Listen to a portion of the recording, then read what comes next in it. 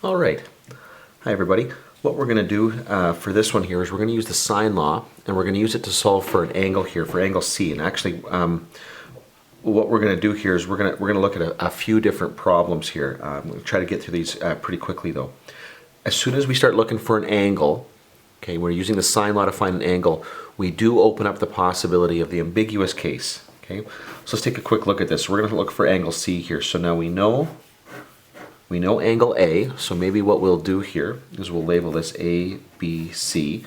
A is 31 degrees, little a is 4.5, and then little c is 4.9. Okay, so we're going to set up our ratio here. A over the sine of A is equal to little c over the sine of big C. So we plug in the angle, and in this case, we should plug in the sides here. So 4.5 over the sine of 31, and then, not c, 4.9 over the sine of c. I don't know what that is. That's what we're going to find out here in just a second. I am going to substitute in, though, the value of the sine of 31. I'm just going to evaluate this real quick. So this will be 4.5, okay, over 0.5150 equals 4.9 over the sine of c. Now we'll cross multiply here, so the sine of c times 4.5 is equal to 4.9 times 0.5150.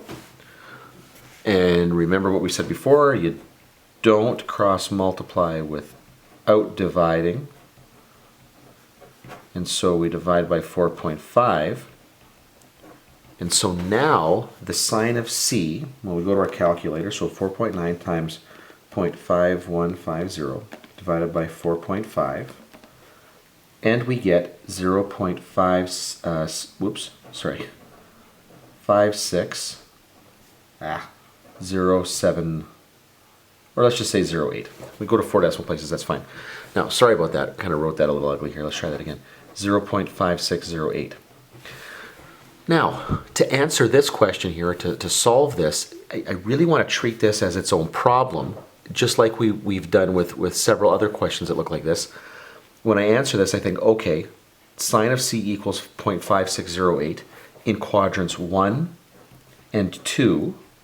So there could possibly be two answers here, and they'll do the inverse sine of 0.5608. So go to the calculator, 0.5608, and I'm getting that this is 34 degrees. So angle C is 34 degrees, but remember, because this is in quadrant 1 or quadrant 2, it could also be 146 degrees.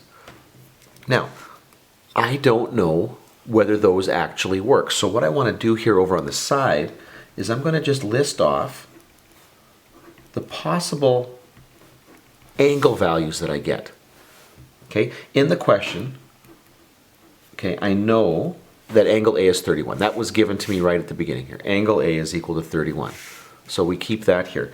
Now, I've just discovered here that C, angle C, could be 34 degrees or 146 degrees.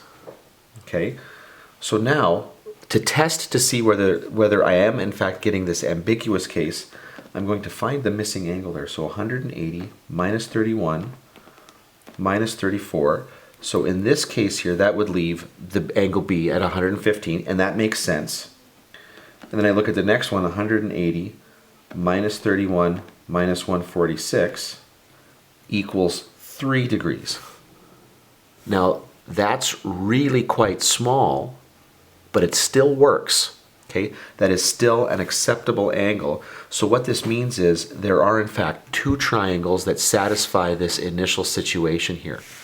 Okay, and those two triangles, okay, would look something like this. Here's angle A, and then here's B, and then this could be C or this could be C. Okay, so this angle here, C, could be 34 degrees or it could be this 146 degrees. I don't know whether it means the big triangle, the big acute triangle, or this smaller obtuse triangle. So you would have to go through and if this question was about solving, you'd have to go through and find little ABC for both of those possibilities. Okay, so in the next video here, what we'll do is we'll take a look at exceptions to this rule or different ways that this could end.